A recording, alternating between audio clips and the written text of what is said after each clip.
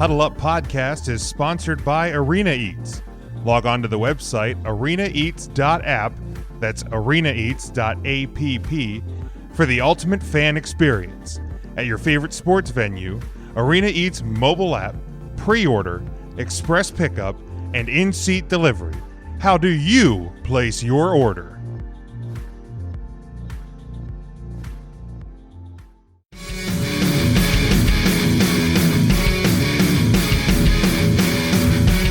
Early Super Bowl storylines. Of course, we'll predict the game next week.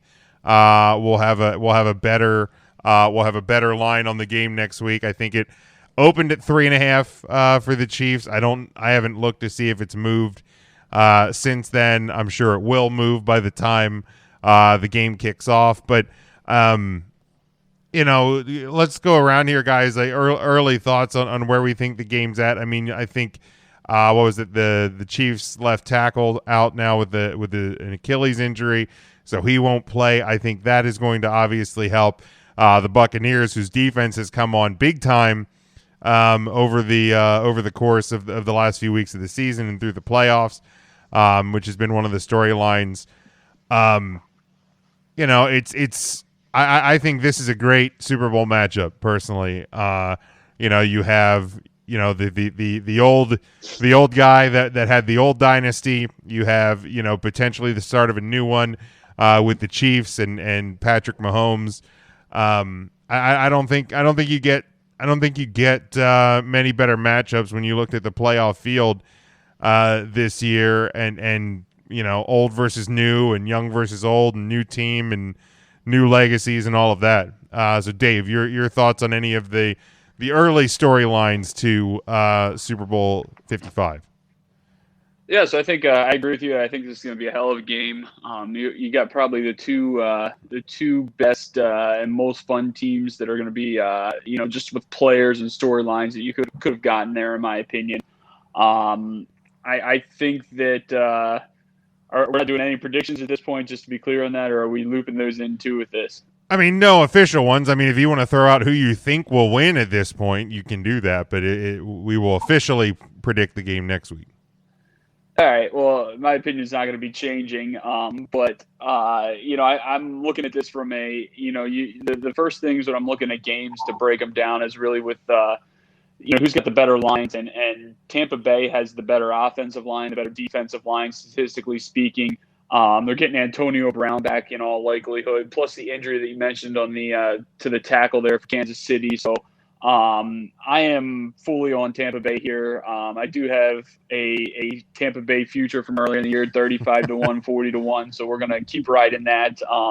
Also grabbed Tampa Bay 3.5 on the line open. So it's still on Tampa Bay here. Sadly, that the old man's gonna unfortunately teach another trick to everyone just to again prove how he is the greatest, and it's going to be terrible to watch, but it's the right side. Tampa's the right side, just with the weapons and everything. The one caveat on that is if given the advantages on the line that Tampa's going to have, if holding is not called, it's going to, and you have a reffing crew that's not a big holding crew. That's something that could really benefit Kansas City. You look at the Super Bowl last year, there was not a single holding call in the 47 times that Patrick Mahomes dropped back. So that's something that can really swing and play the game a little bit. So little factors like that have a huge output on the course of the full game. But I'm definitely liking Tampa Bay here without a doubt. Straight up, of course. Matt, your thoughts on some of the early storylines going in towards the Super Bowl? Yeah, I mean, I think the big focus is just going to be the storyline of Tampa Bay being the first team to play for the Super Bowl in their home stadium. Because of course, why wouldn't that happen? Of all years, I think there was kind of the passing of the guard storyline before with Tom and Patrick. So I think that this time they'll really play up that QB battle. I don't think the Tampa Bay secondary has the speed to keep up with Kansas City. I think that's the only reason why I'm hesitant to lean towards Tampa Bay. If the refs let them hand check all day like they were against Green Bay, then I would definitely be wrong with that. But I just don't think in terms of keeping up with them down the field, and Mahomes' ability to kind of get outside the pocket. I think that's going to be the difference maker. If he has more than 3 seconds to let his guys get open, I think it'd be a long day for that Tampa Bay defense, because as good as their front line is, that secondary has always just kind of been a question mark. I mean, we even saw it against Green Bay. There were a lot of deep passes from Rodgers that just corners getting burnt, and the Packers do not have the speed at wide receiver that the Chiefs do. Yeah, no doubt. Sean. Yeah, I think the secondary is definitely a storyline in itself. Obviously, you had one safety miss the championship game and another get hurt in it. Obviously, 2 weeks should help that. You kind of got to keep an eye on their health. However, they're definitely going to need safety help with Kansas City. The pass rush is probably the biggest storyline, and Dave alluded to it with the tackle injury. I think Tampa's pass rush, if they can do what they did, because I mean Pat Mahomes, when given time to throw, is more effective than just about anybody. But the pass rush, if they can get to Mahomes, if Mahomes winds up on his back, even half the drive, one down out of every half the drives that he drops back, I think Tampa's got a real good shot at winning it. I'm also currently just kind of still high on the Chiefs. I think Andy Reid throws a lot more, disguised packages and a lot more looks than Tampa's used to seeing. Even in a very offensive, kind of division with New Orleans and Sean Payton, I feel like that offense got a lot more boring this year, and you still lost to them twice. But there's a lot of speed. Hilaire's healthy. Hilaire looked good, I think, in the championship game, as good as he has since being out for that amount of time, and with 2 more weeks. I think the addition of Hilaire to the offense and kind of that offset with Williams, I thought their backfield looked as effective as it has in quite a long time, especially compared to a Le'Veon Bell. So that just adds another look to things. But I like Tyreek Hill to have a pretty big game, or at least have a lot of looks in this game, especially with the success Devontae Adams was having against that secondary. But, yeah, super excited that it's my hometown here in the Super Bowl. Should really help the COVID situation down here. In a state where masks aren't required, nobody has to do anything. And Sean, don't worry. You also have between 30 and 60,000 wrestling fans coming in 74 days it's not as just well. The fans at the game. It's the bars and the breweries and the parties and if I was in Philadelphia, if I was back home, Philadelphia area, and the Eagles were in the Super Bowl, I'd be just as concerned. Because who wants to watch their team in the Super Bowl? Like, it's easier for some of us to watch this Super Bowl and be like, well, I'll just hang out with my man Jake and we'll just watch the game in the living room. But if it was my team, like, I'd be like, I want to watch this with every Eagles fan in the world. So it becomes this, like, it's that temptation, and down here with that temptation not being really forced into remission, I see that being quite the issue down here in the few weeks after the Super Bowl. So another potential negative storyline of the Super Bowl. Huddle Up Podcast is sponsored by Arena Eats. Log on to the website arenaeats.app, that's arenaeats.app, for the ultimate fan experience. At your favorite sports venue, Arena Eats mobile app, pre-order, express pickup, and in-seat delivery. How do you place your order? That's a storyline to watch. I mean, the NFL, obviously, as the pool of teams that are playing has gotten smaller and smaller, there hasn't been any positive tests among active players. But welcome to Florida. But now you're looking at a situation where you have 2 weeks, you have a full week off before you really, kind of start a different set of game prep and things like that. Now, I also think things like your media weeks and your media blitzes around the Super Bowl are going to be a whole lot different this year. The one thing that I've always loved is not only listening to the Dan Patrick Show during Super Bowl week, but they're watching their TV simulcast, because they always do. They set up a studio somewhere near the Super Bowl, and they have celebrity guests and athlete guests and stuff like that, and they make it a blast. I don't imagine that's going to be a thing, and Super Bowl like Media Row is not going to be a thing, and so that's going to be a lot different. Probably all going to be virtual, like everything has been over the course of the season. But just the players themselves, like, does anybody get complacent during this?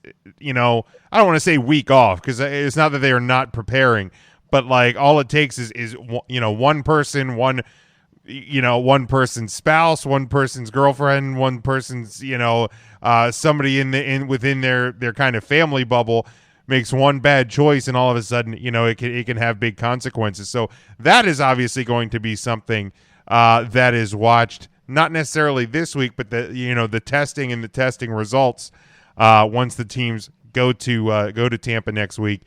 You would hope that by this point everybody's pretty much locked down in all their individual bubbles, but like I said, it can. We've seen it. It's one of these things that can. Looking for additional Grubhub and whatever drivers, knowing that Andy Reid's coming to town. Going to be a lot of drive-through. There you go. Grubhub. There's make sure we get him his Uber Eats. Sign up now. Maybe. What are the odds Andy Reid orders from more than one of those at the same time? Maybe what you should do is what's that Gold Belly where you can order this stuff from anywhere in the country? Order him some like Pats or Geno's, and then just deliver it. Just deliver it to the hotel. But I think all that leads to like the other big storyline for me, which going in at least to this point was Budweiser and now a couple other sponsors like Coke and Pepsi pulling their ad money away from the Super Bowl, not buying into the 30-second spots and giving that money to kind of just aid in the distribution and awareness of the vaccines. I think that's a pretty positive and definitely a pro storyline for me. Absolutely. Props to those companies for doing so. Might just have to drink Budweiser at some point during the Super Bowl just because they did that. I'll say I've always been, when I was in college, my one roommate and I would always get a 30-pack of Budweiser and we would split it, and we knew it was safe because nobody else was going to drink it. So I've always been a Bud guy. So that was cool to see. Yeah, and I mean, to the vaccination thing as well, of course, limited fans. I think the NFL is looking somewhere between 20 and 22, 23,000.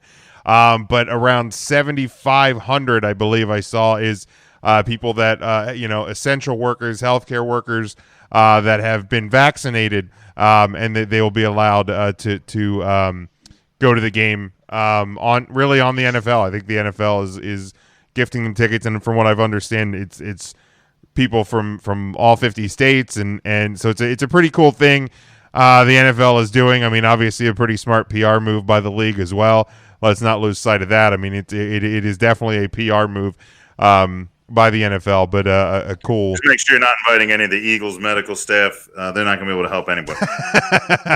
That is the truth. So, guys, let's pause here unless anybody has any other thoughts on kind of these early Super Bowl storylines.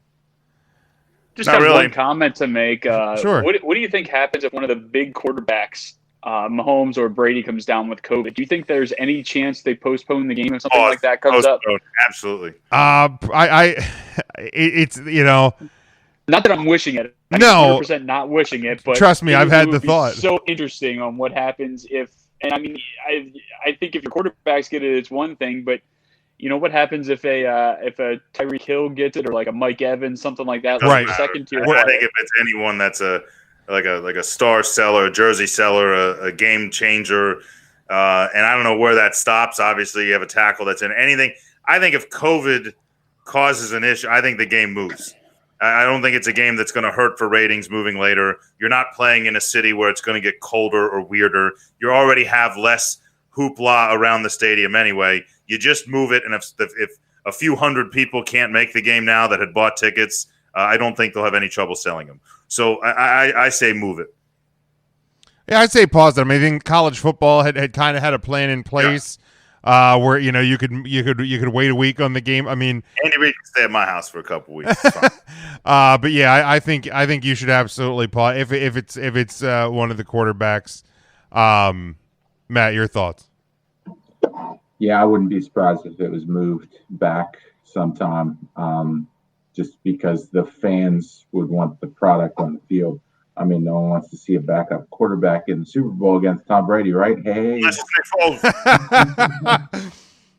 Woo! Hey, like I said, I said this last week. My wife is related to Chad Henne through her stepdad, so we are a Chad Henne house. We would not hate it on the other on that side.